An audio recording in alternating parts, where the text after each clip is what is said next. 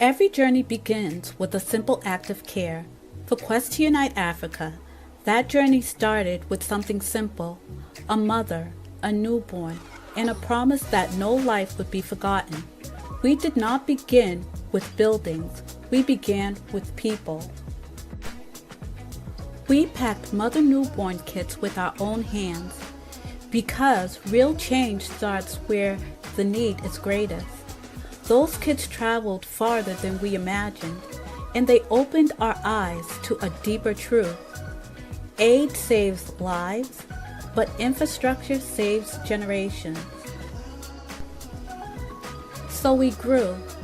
Together with donors, volunteers, and partners, we sent a medical container to Burkina Faso. Not just supplies, but hope. Not just boxes, but proof that when a community comes together, healing moves across borders. That moment changed us because we realized something powerful. We weren't just delivering help, we were building a future. Now the journey continues. The next chapter is bigger than a shipment, bigger than a campaign. We are raising funds to build a state-of-the-art hospital, a place where mothers can give birth safely, where families can find care close to home, and where communities can grow stronger for generations to come. This hospital is not just a structure, it's a promise. A promise that healthcare will no longer be temporary. A promise that dignity will have a permanent home. And just like every step before, we cannot do this alone. Every gift, every brick, every name placed on the founder path becomes part of a story that began with compassion and is growing into legacy. It helps us move from emergency aid to lasting healing, from containers to care that never leaves, from vision to reality. Join us, stand with us, help us build a hospital that will serve generations, moving healthcare into action. Visit Q2UA.org today.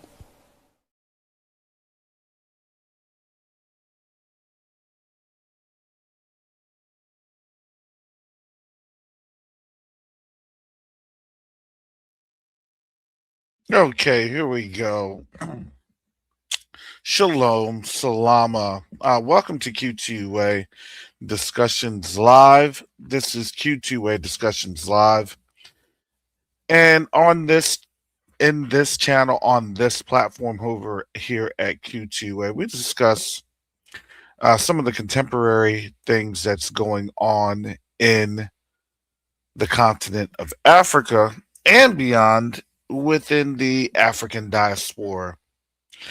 As a lot of us may know that are here within the continental United States, there has been, excuse me, a massive effort to um, in impinge upon, prohibit, and even derail the African American experience, the rights, or what was thought to be rights. I have to put that caveat in there of what our ancestors, how they were brought on over, and simply how they were provided a narrative, not necessarily something truthful,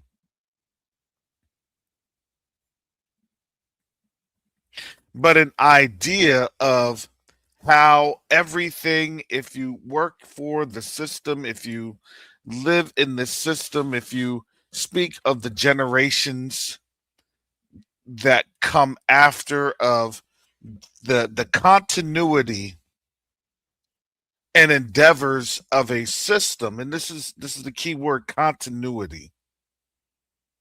And over the course of time, the messaging, it hasn't been an erosion based off of internal factors, because I can tell, and many of us can attest, that messaging still resides within our community loud and clear. But now the confusion of the message, because the messaging was supposed to bring about um a concept of a construct that you can participate and share in and thrive in the American dream, and that was simply not the case, nor has it been the case. The reality is that, as we have been able to come together, and make no mistake, I do put this on out there, we're a 501c3 organization here at Q2A. Q2A's mission of Quest Unite Africa is critical infrastructure and economic development. And I would say over the last 3 years, the mission has not changed. It's actually developed more and more and more. And last week, I wanted to get on. I usually get tired at this time of the week, and I get tired because usually I start off on not just not just on Sunday, but really Saturday nights. And that's going in and working out a few things. We are still working some things on out in terms of our IT domains and processes. As you and many have noticed, our website is down. And understandably, there are some things that are going on in the background, as we are bringing that back online. There are some things that I needed to work on. Red has been helping me to and advising me of how to get things taken care of.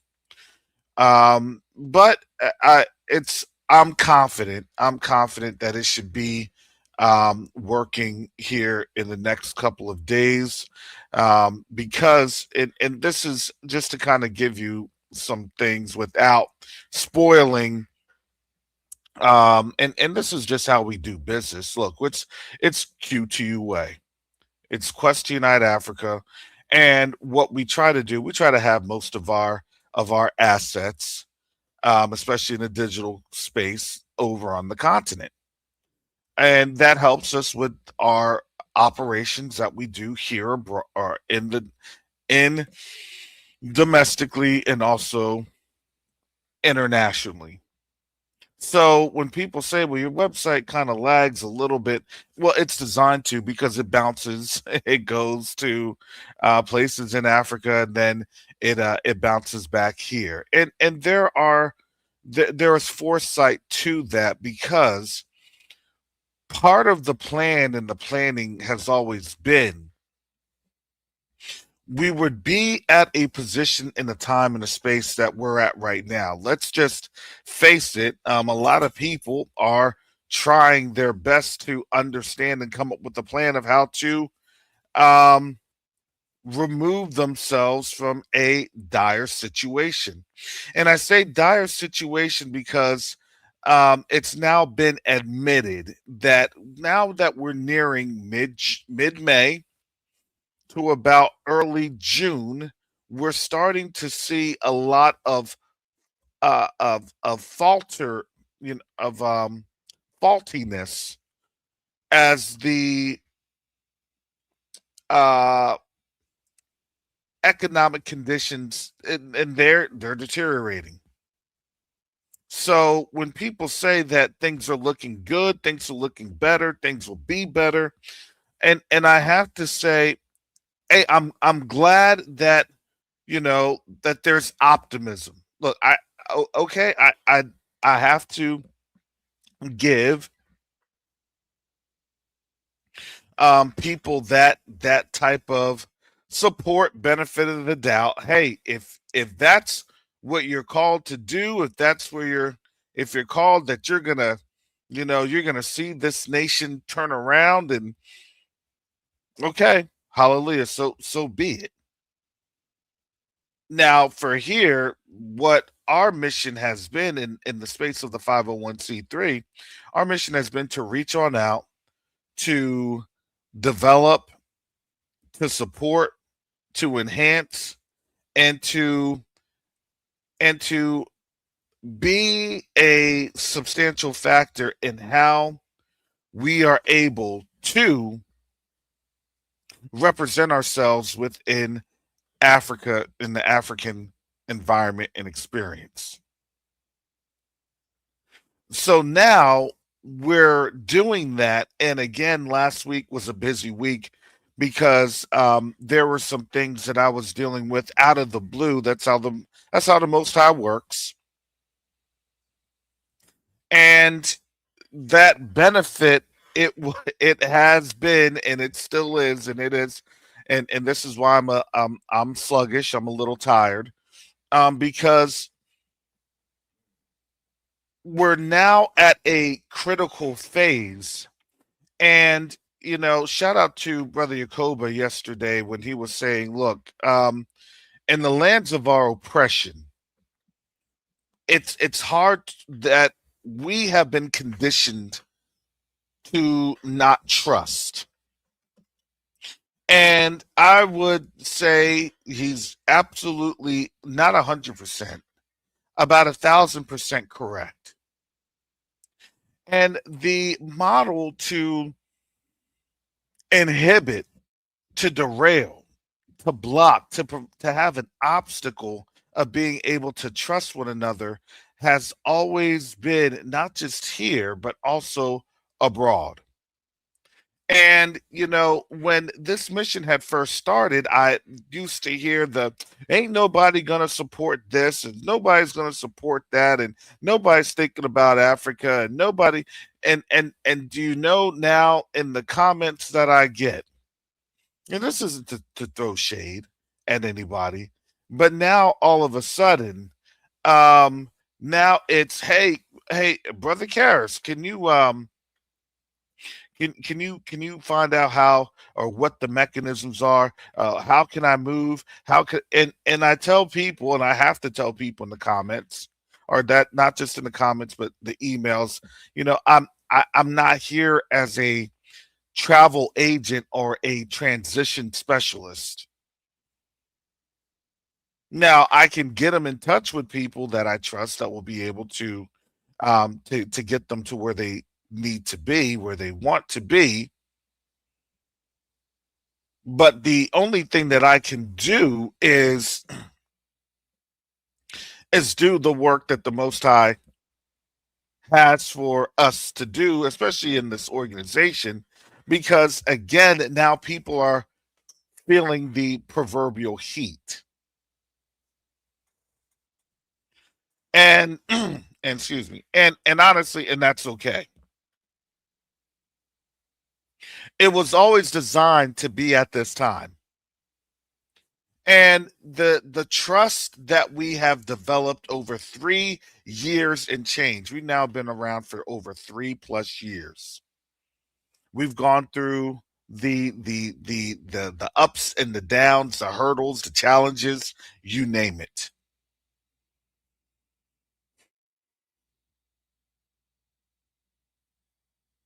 And so there are some things going on. You're on the right track when you have laws and registrations and other dictates and ordinances on the books that it's to go after.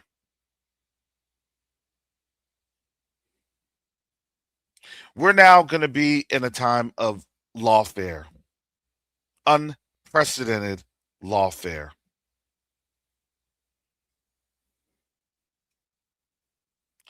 And I had to laugh and I said, "Thank you, Father," just as we're getting ready to launch.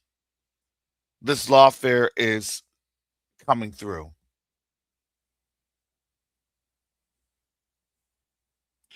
All the while we are in a time where these gas prices are not going down. I would argue these gas prices are just beginning to creep up and pop up. I don't know if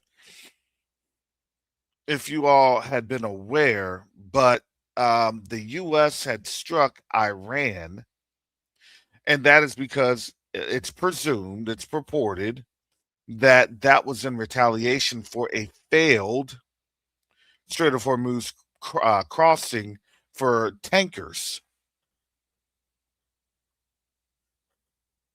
So again, this is a war. It's just that this is now a true economic war because you don't defeat a place like the United States with just military tit for tat military. No. But now the world is realizing that the blood, the oil, the dollars that had propped this place up, well, that strength was always its number one weakness. And I want to come on out here because there's an article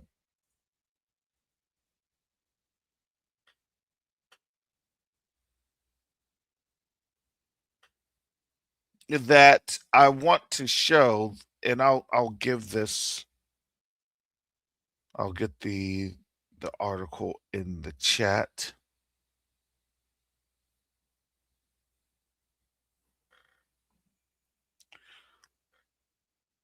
So this comes from Turkey, Turkiya. And I'm here on a 501c3 platform, so I have to be very measured with my words. Molly says April 25th attacks aim to decapitate leadership, vows no talks with armed groups. Foreign minister accuses internal external sponsors of backing coordinated attacks that killed defense chief, reaffirmed security partnership with Russia, alliance of Sahel states. So my Omar Sankari, 8 May 2026 is today. Malian Foreign Minister Abdoulaye Diop said Thursday that the April 25th coordinated attacks were part of a broader effort to destabilize the country and overthrow its transitional leadership. And I would say more so it's to destabilize a region in that alliance. And says he accused unnamed foreign sponsors of supporting armed groups operating in the north. Speaking at a media briefing with diplomats accredited to Mali, Diop said the attack targeted strategic state figures and institutions, including the residence of transitional president Assimi Goita in Kati and the home of the defense minister, General Sadio Kamara, who was killed. What happened on April 25th aimed at nothing less than then decapitating the country's leadership, said Diop. And Mali will not bow down. Now here's the gist of this, because now we have here that they're naming names. You haven't had that before. Here you have it now. Diop also accused Ukraine of publicly claimed logistical support for terrorism operating in the Sahel, while describing the conflict as a hybrid war conducted by proxy against Mali and the Alliance of Sahel states, which include Mali, Burkina Faso, and Niger. See, I have to, and I had to tell people, I wanted to caution people and tell people this. This is World War III. I don't want to sugarcoat that because when you understand how global warfare works, this is now, it's going outside, it's affecting regions. It's the same thing that you have over in the Persian Gulf, the Strait of Hormuz. But let me tell you something that's also happening with this.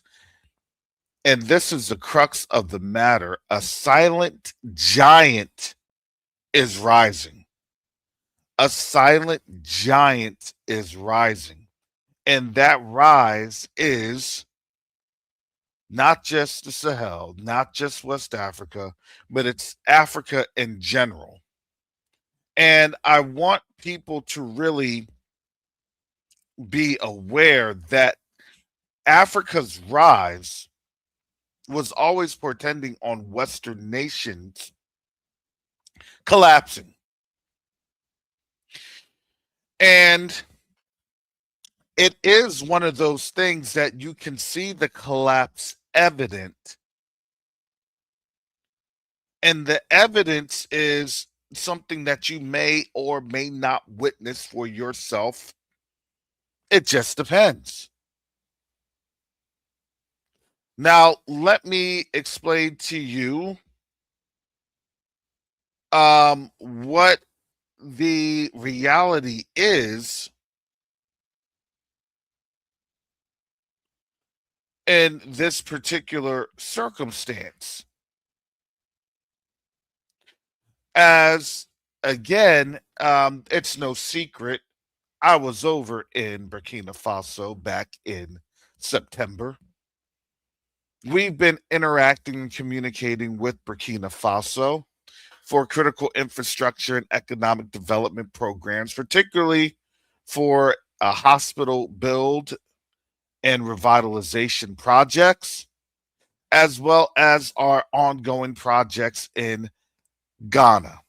This is what we do. It is to support being able to have the foundations for countries to do business, developing countries, what's quote deemed developing.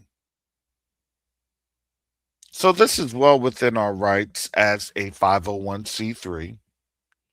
And we are doing that to impact humanitarian effort.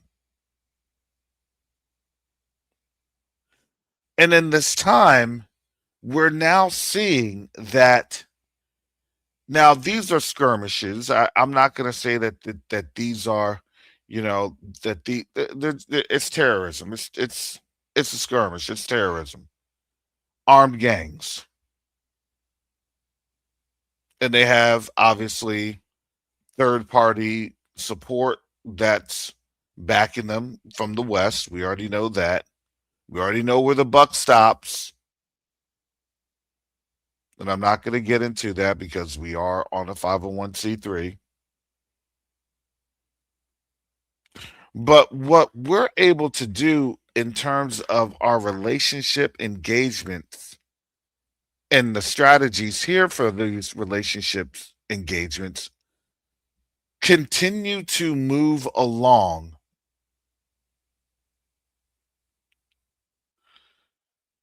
The idea and the framework of showing and proving.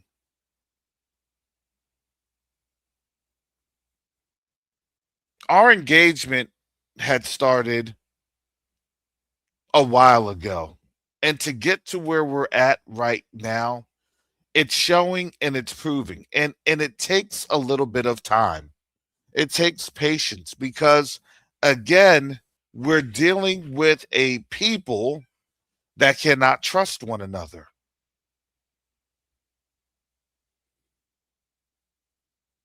And yes, and I deal with that all the time. And yes, and I get I get a little worn down with it. But I say thank you, Father, because I know that for the curses to reverse, it actually takes faith. And the reality is that the faith, it's not faith in man,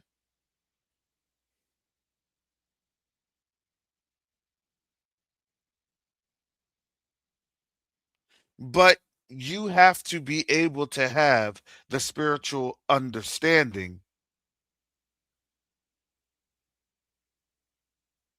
of how the Most High makes a way. Whether or not you choose to go in the door that the Most High has opened, that's what we all have to do. It's a choice. And now everybody is coming to this valley of decision. It's a choice because you're going to have to think long and hard when they start to come through with potentially energy blackouts on top of potentially another medical shutdown due to another crazy cookie on the scene. It's all culminating. It's culminating for a simple condition.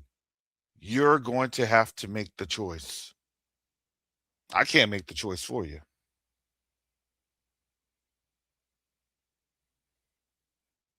We're doing programs, we're planning programs, we're doing missions and planning missions to help support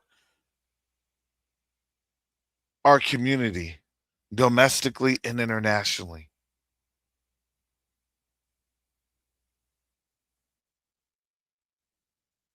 We're in a situation where you can see that the power, or what was thought to be some power, is now becoming and has now become a situation in which things are reverting back to their good old days. Even though it's not their good old days, because they're realizing that they don't have the same shine and luster that they once had because they were able to enjoy a lie. That's just how it goes.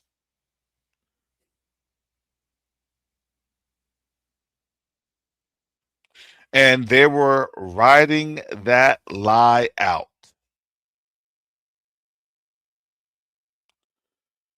for all of its worth.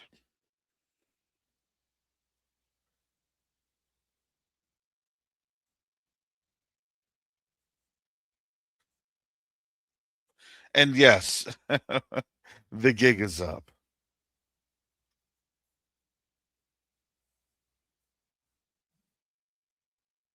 But at this time, the harvest is plenty, but the workers are truly few. And over this last week, it has truly been about planning, planning, and planning. Because here's the thing, we see what's happening on the horizon. However, the Most High doesn't just let us go unless the planning is there. He's a good father. He gives us that opportunity. Part of the planning right now is we need to have our people that are able to do accounting, that's able to do logistics, that's able to do administrative work. Look, could that be done through AI? It probably could, but AI isn't really the mustard there over on the continent. They want relationship.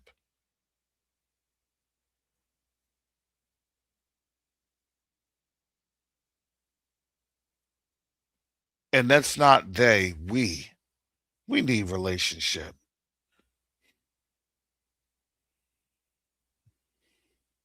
Because we look at things, we see things, we understand things, and we get a more critical eye than what that machine will ever provide to anyone.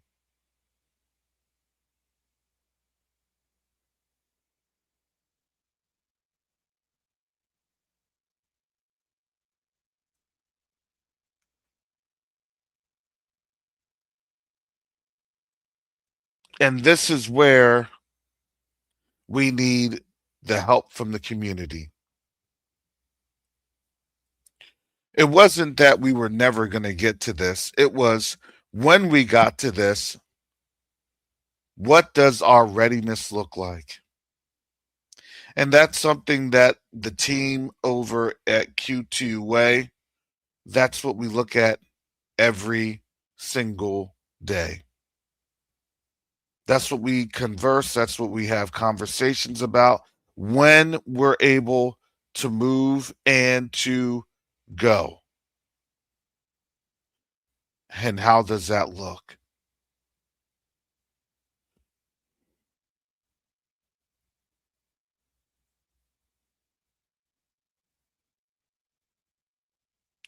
So I am excited about what and how things will open up. I am engaged in quite a lot of other activities because we're doing other activities, excuse me, within the continent.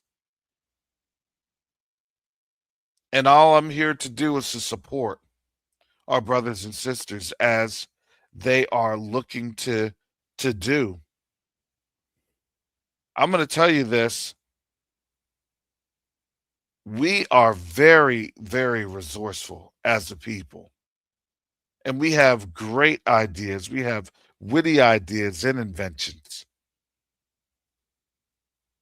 And that's what makes us attractive to the continent.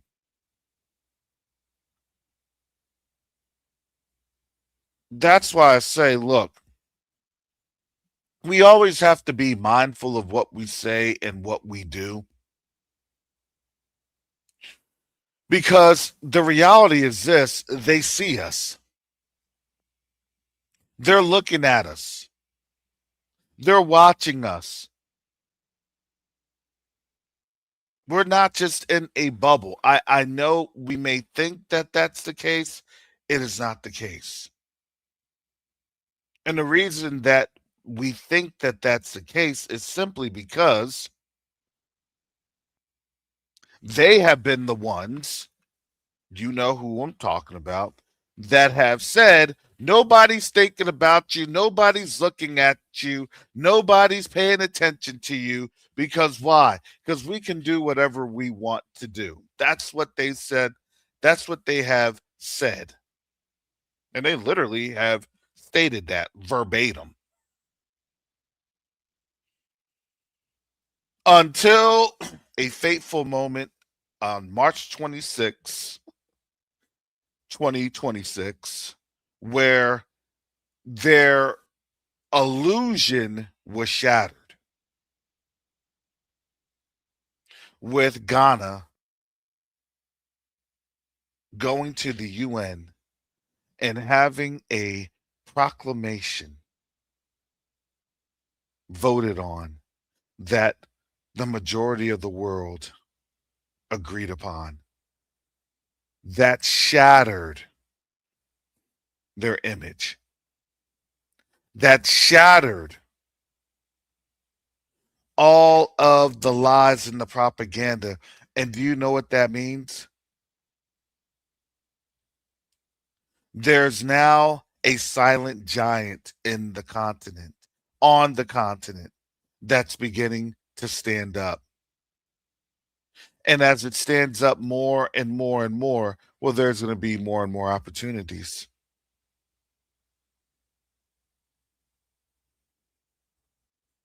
The question I always have for people is, are they ready? Are they ready? The only thing I can do is tell you what it is that we have the opportunities to do, but are you ready?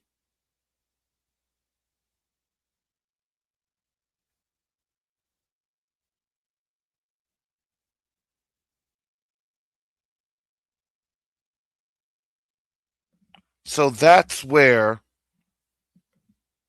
things lie today in this state.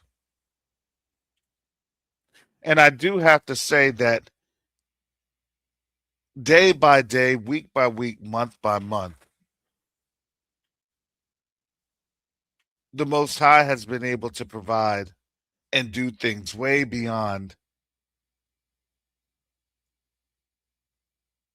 any of our understanding, which is awesome because I I truly have the treat to see how he works and how he moves.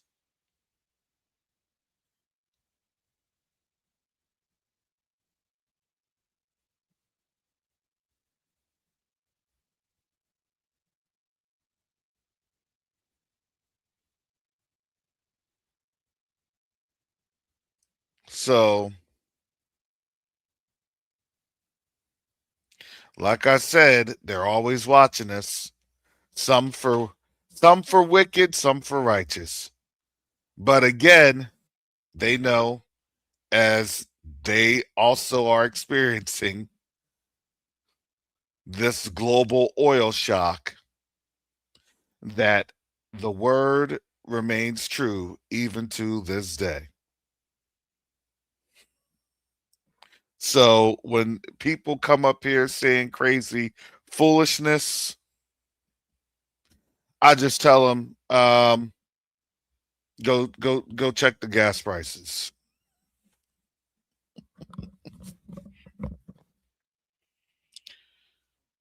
because that really does look. This thing is it's real, And I had a discussion the other day because I teach in an area that's considered a low income area for the demographics of where I'm at, and I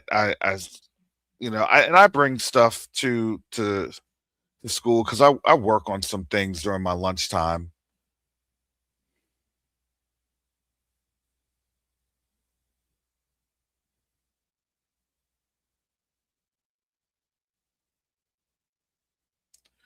and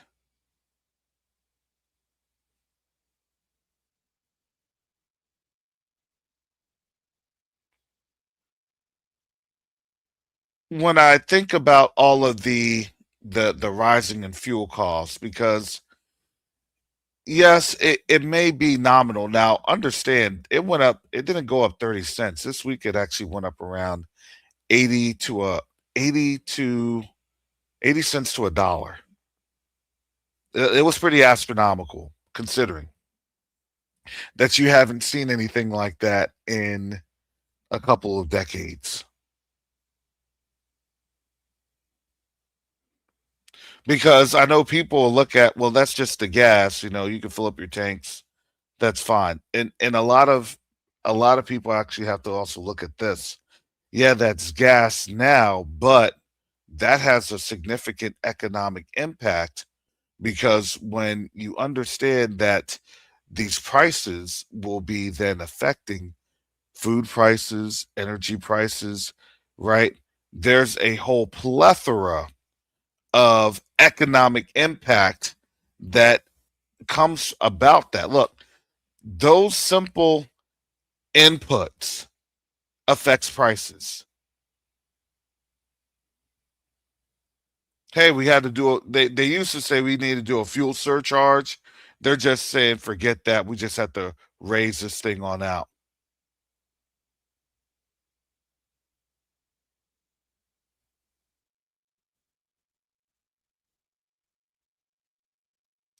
And now you also have the inputs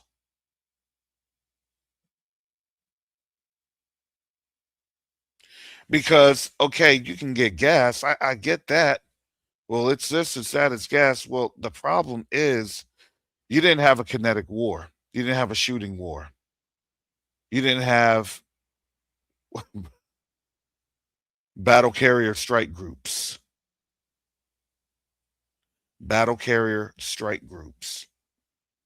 You didn't have a Strait of Hormuz that was closed. So it wasn't as a global shock as it has been.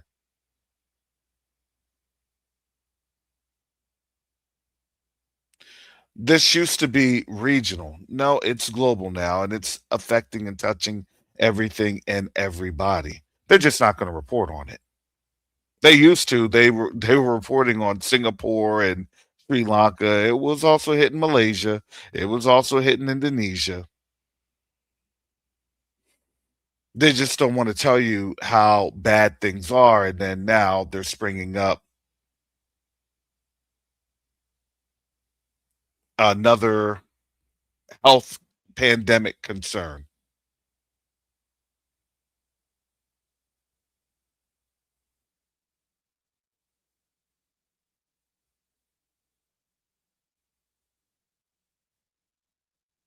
So this is where we're looking at right now. And I'm telling you, it's also that also affects quality because then what that does is that because this is not a sustained rate, everything, okay, you could have your gas prices. That's cool. But when people don't realize that your oil that comes over from the Middle East that's refined here is no longer able to come through, that's a loss that they're not going to tell you. Because why? Because they need to have people subdued. Thinking about the NBA playoffs, thinking about the World Cup, thinking about every other bread and circus that they can get while these prices are going to continue to rise, especially here in May.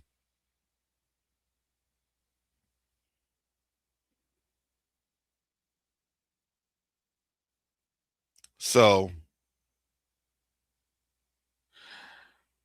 I'm just saying because I have to go and teach.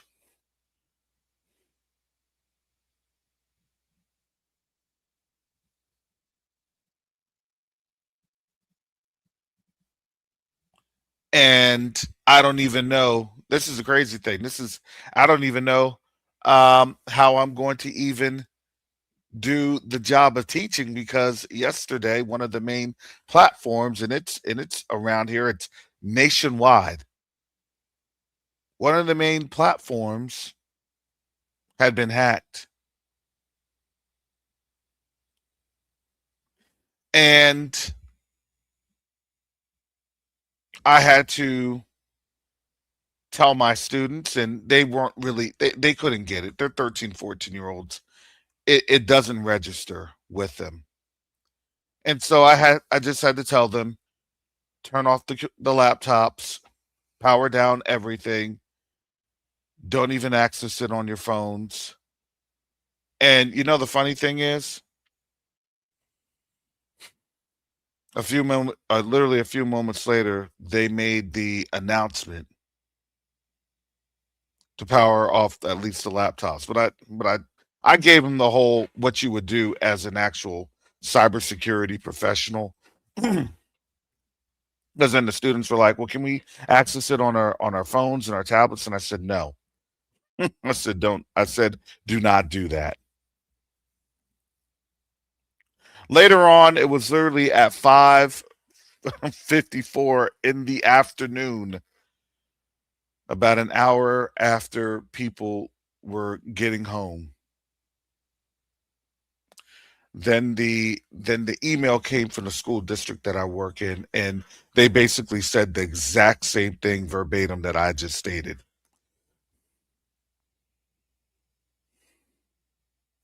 And the thing that frightened me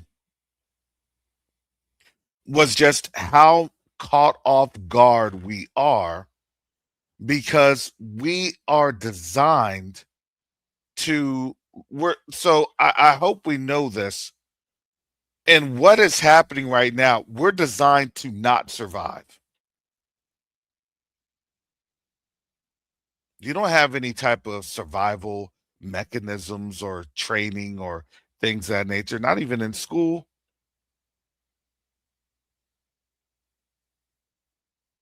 They're teaching them in these kids to be an expendable item.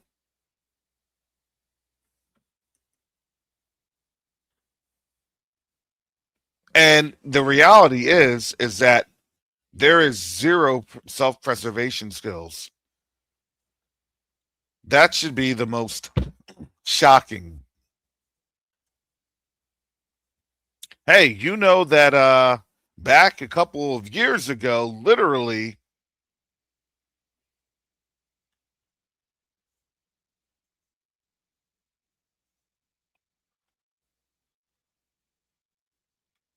in Lebanon, you had the pager attacks.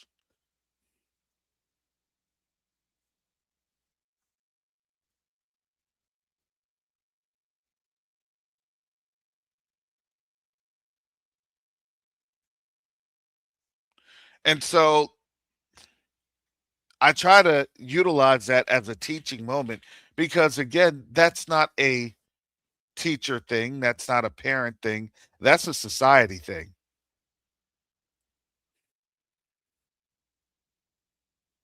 What happens when an EMP detonates? What's the procedure for that one? It's nothing.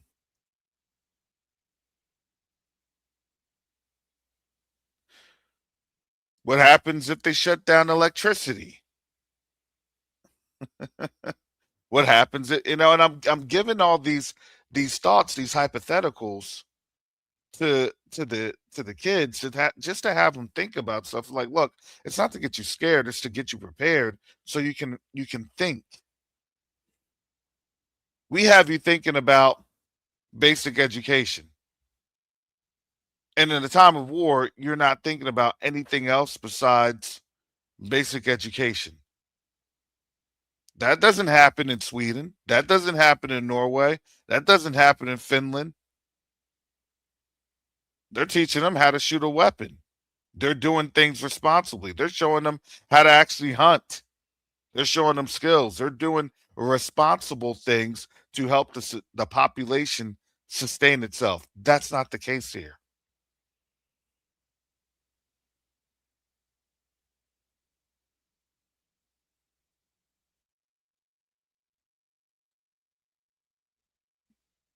I'm just giving you my thoughts. You can take it, say whatever. It is what it is.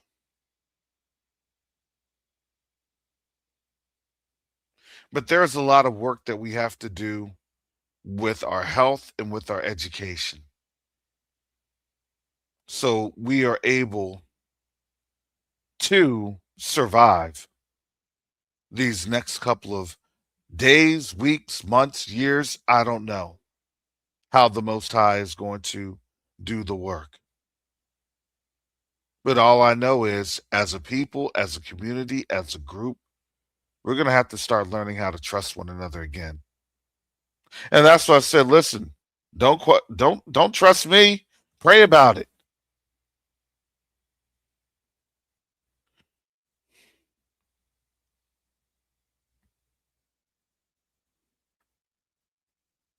See, you haven't been out to that bush, man. They be hunting. Why are they going to show you that they're going to be hunting? They're out in that bush hunting.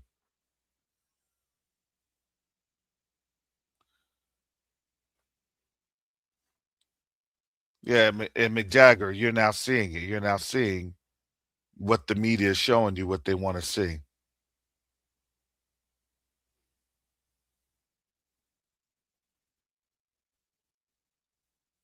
All right, family, that's all I got for this week. I got to get going. I got to get off of here. I got to get things moving. I got some things to do. Please keep me up in your prayers, family,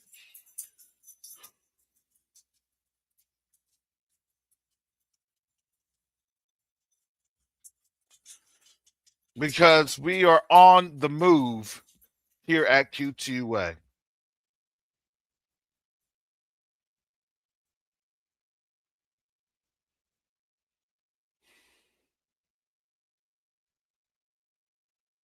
So with that said, family, till next week, you all be blessed. Just throwing that caveat on out there. I may be on, more than likely, it's probably sometime this weekend, because it looks like things are getting ready to flare up in the Middle East. You can catch that on Covenant Awakenings. So I'm anticipating that, because yesterday was really just a warm up, and it looks like it's going to be a very unceremonious trip for Trump going over to China, and we'll cover all that because it looks as though, look, like we said, 75 days. We're now getting to that window, 75 days to 90-day window, and all of the airlifts, everything else was prepared for this time. They're now doing their workups, they're now doing their drills, and this is more than likely we're going to see these phase lines for these operations. So, with that said, I do need to get up on out of here. Thank you, family, for your prayers and your supports to Q2UA. And with that said, family, shalom, salama, siyemi, shalom. Oh, wrong platform, but shalom and salama, family. Be blessed and be encouraged, as the mission is a mission that will help not just this generation, but generations to come. Shalom.